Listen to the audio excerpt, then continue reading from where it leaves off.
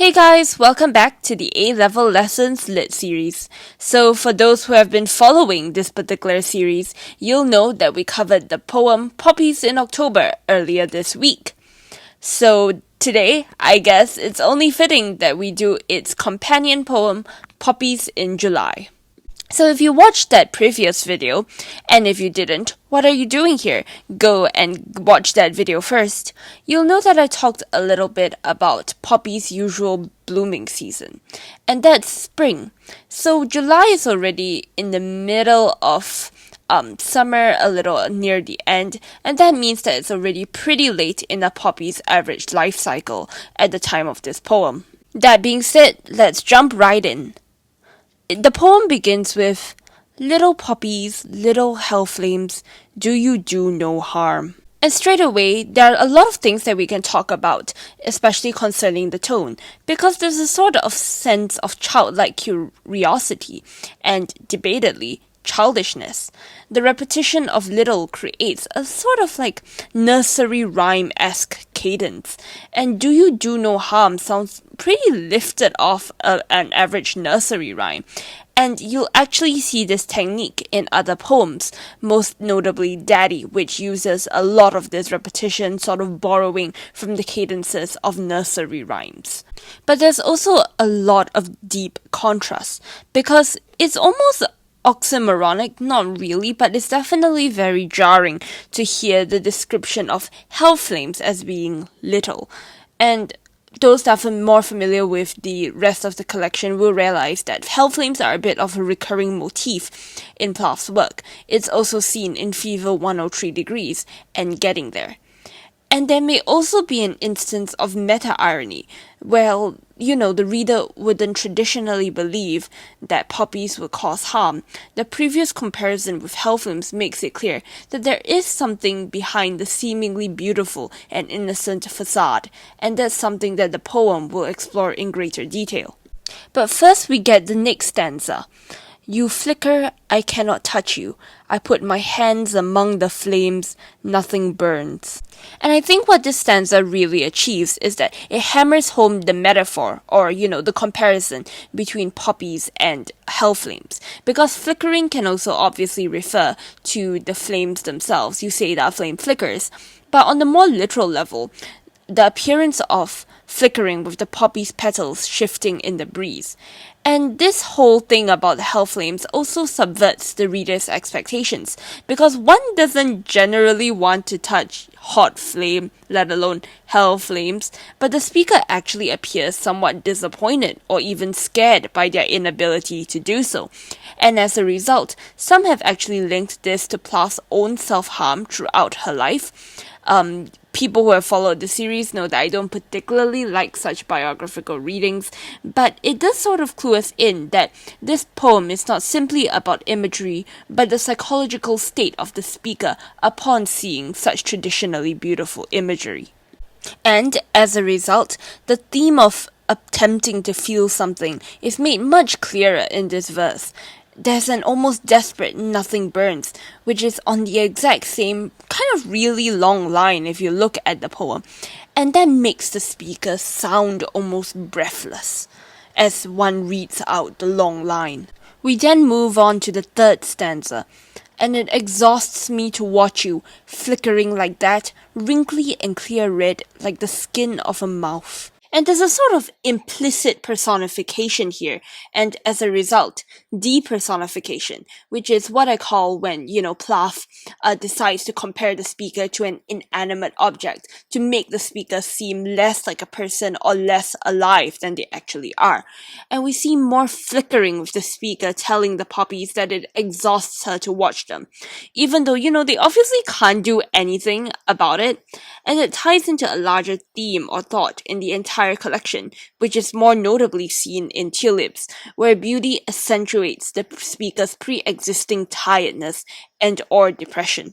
And we get an extra layer of metaphor here with skin of a mouth, which is actually slightly odd if you think about it, because most people don't exactly link mouths with flickering, but you should also note the contrast between the clearness of the red versus the wrinkly nature of the texture of the mouth, which kind of links to the idea of duality, which of course Plath is very fond of.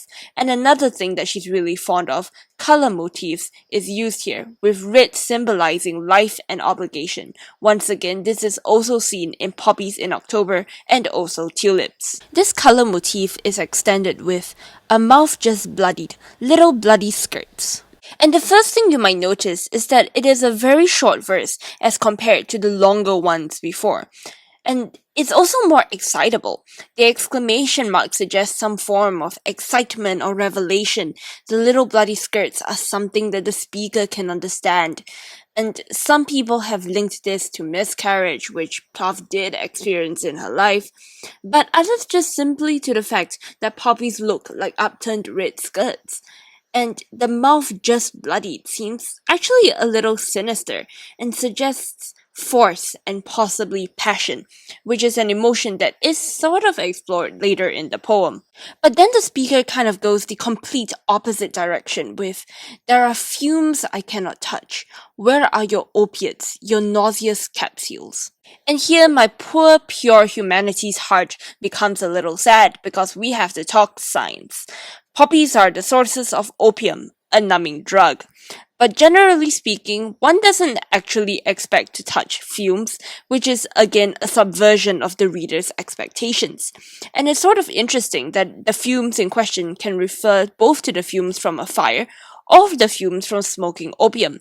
But either way, fumes don't have a very positive connotation, and yet the speaker still appears to be looking for them, which links to the idea of the speaker subverting traditional expectations of self-preservation. I would also be amiss not to note that there's repetition again, but it's considerably more adult than the first stanza. Language suggests a desperation beyond the curiosity of little poppies, little hell flames, and it's possibly linked to implied addiction, because although the capsules are nauseous, that is, they literally cause the speaker nausea, she's still demanding them. And we get a little idea of why with, "If I could bleed or sleep, if my mouth could marry a hurt like that." And that's pretty much the crux of the poem summarized in one verse. The speaker is stuck in a limbo, unable to feel anything, but unable to rest. There appears to be a degree of jealousy towards the poppies, which are capable both of bleeding and sleeping, at least in the speaker's mind. And the next line is not the only time Plath's unconventional views on marriage and seduction are shown in the collection. Both the applicant and Fever 103 degrees cover that as well. And hurt here may possibly suggest passion, even when it's negative and harmful. We get 2 full exclamation marks in this short stanza, which makes this the most excited or even agitated the speaker is throughout the entire poem. It is, in many ways, its emotional climax. But then we go right back down from the climax with, "Or your liquors seep to me in this glass capsule, dulling and stilling."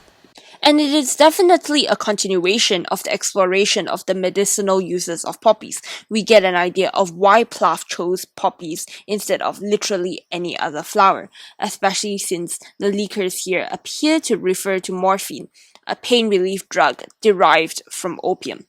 Some have also posited that the glass capsule is another strong metaphor which is used to describe the speaker's experience, being trapped, able to see everything, and knowing what she should be feeling, but ultimately unable to actually feel or experience said things. Also do note that dulling and stilling has a pretty hypnotic rhythm, being the very thing that it describes, especially to the reader. The poem proceeds to come to a devastating rest with, "But colorless, colorless." It appears to be a pretty definitive, hopeless ending. Do note the contrast with the bright red of the poppies. Much like how colors have this symbolic meaning in Plath's poem, the lack of color has its own connotation and meaning. Repetition is once again used, but there's not much emotion. There's resignation. The lack of emotion is the point. It wraps up the entire theme about being unable to feel anything real, but also being completely unable to be detached from the pain. And that's the point of this entire poem. The speaker's struggle with feeling and not feeling, and ultimately realizing that she cannot change it. And on that very depressing note, we've come to the end of this video. If you liked it, leave a like. If you followed this series beforehand, you will know that I'm using a very different format. So if you liked that, or if you want me to go back to the original format, leave a comment below. And if you want to keep up with my ever irregular uploading schedule, remember to subscribe. Thanks. Bye.